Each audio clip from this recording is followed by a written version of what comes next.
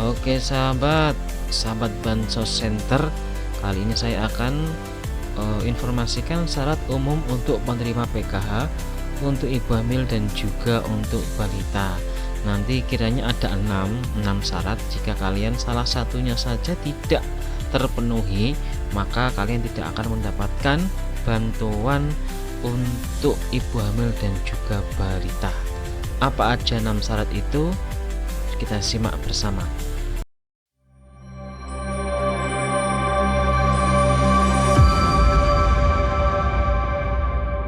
Yang pertama, harus terdaftar dalam data terpadu kesejahteraan sosial atau DTKS milik Kemensos. Nah, ini cara daftarnya bagaimana nanti di bagian ketiga ya. Ini masih di bagian pertama.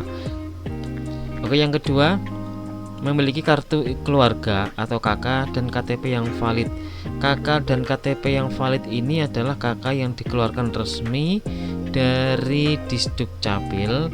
Nah, dan juga nanti biasanya ada orang nih ya, oknum-oknum yang di sana membuat KK KTP dari agen lain atau istilahnya nembak. Itu nanti tidak akan valid dan juga tidak akan diterima untuk mendapatkan PKH ibu hamil dan balita.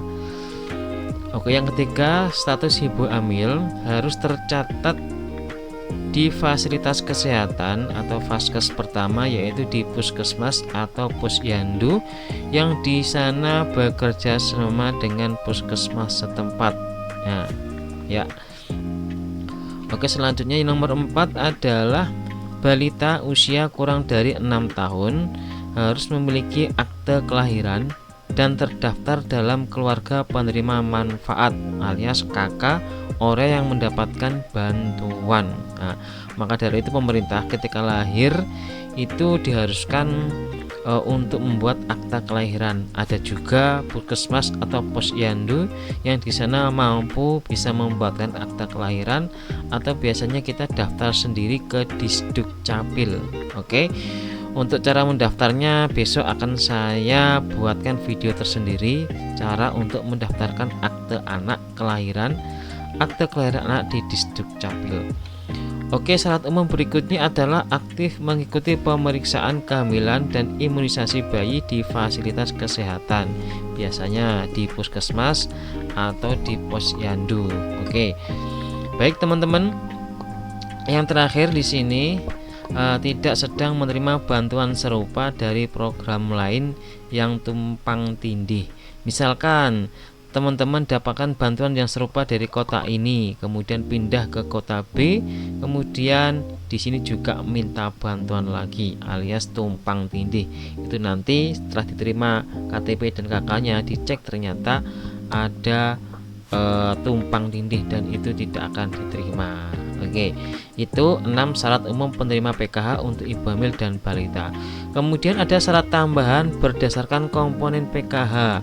Di sini ada 4 komponen PKH, diantaranya ibu hamil, anak usia dini kurang dari 6 bulan, kemudian lansia lebih dari 70 tahun dan disabilitas berat. Untuk ibu hamil, kriteria khususnya adalah harus rutin periksa kehamilan minimal 4 kali selama kehamilan.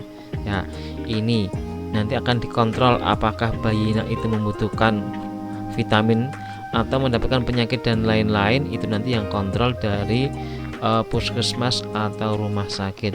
Untuk anak usia di bawah 6 tahun itu juga harus ikut posyandu dan juga harus imunisasi sesuai dengan jadwalnya. Kadangkala sebulan 2 kali, kadangkala 4 bulan baru sekali.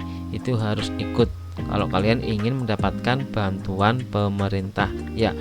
Untuk usia lansia lebih dari 70 tahun itu tinggal serumah dan dirawat anggota keluarga. Artinya dia bisa memberikan pemerintah bisa memberikan bantuan selama ada keluarga yang bertanggung jawab.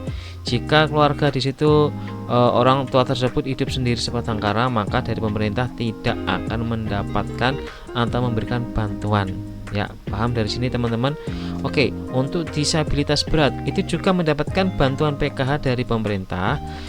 Syaratnya harus memiliki surat keterangan disabilitas dari lembaga resmi, puskesmas, rumah sakit atau yang lainnya yang menyatakan dia terkena disabilitas berat, misalkan nggak bisa jalan dan lain-lain, itu nanti juga akan mendapatkan bantuan. Oke, kemudian cara mendaftar untuk mendapatkan bantuan dari pemerintah khususnya ibu hamil dan juga balita.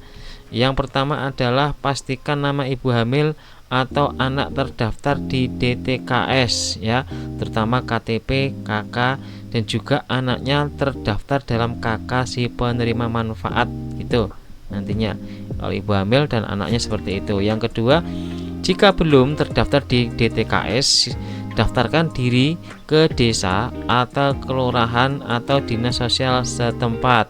Nah, jadi Anda datang ke ke desa kelurahan, minta tolong kepada kelurahan untuk dibuatkan cara untuk mendaftar ke DTKS. Yang ketiga, bawa KTP, KK dan bukti kehamilan balita, misalkan buku KIA. Kemudian tunggu verifikasi dari pendamping PKH dan kemudian nanti kemudian setelah dapat verifikasi dari pendamping PKH, nanti jika lolos, bantuan akan disalurkan ke rekening yang ditunjuk, biasanya melalui Himbara. Nah, ini teman-teman ya, pokoknya 5 syarat ya, 6 syarat, 5 cara daftar ini harus teman-teman lakukan. Jika misalkan tidak lolos ya, bantuan akan disalurkan ke rekening, ternyata nggak lolos, ini berarti ada salah satu yang salah. Oke, entah itu dari cara mendaftarnya atau syarat-syaratnya yang belum terpenuhi. Oke teman-teman, terus biasanya bantuannya akan disalurkan ke rekening yang ditunjuk, biasanya melalui Bank Himbara. Kadang seperti ini teman-teman, ada juga yang seperti ini ya, saya contohkan ya, tunggu sebentar.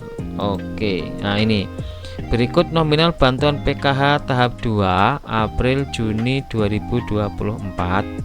Nah, 2025 ibu hamil itu dapat bantuan 3 juta dalam setahun, 750 dalam 3 bulan. Anak usia dini yang tadi saya jelaskan kurang dari 6 tahun itu dapat bantuan 3 juta per tahun. Disabilitas berat 2.400.000 per tahun. Kemudian lanjut usia 2.400.000 juga per tahun. Nah, untuk korban pelanggaran hak asasi manusia berat biasanya mendapatkan 10,8 juta per tahun. Itu nanti juga ada syarat-syaratnya dan juga ada kriteria khususnya. Oke.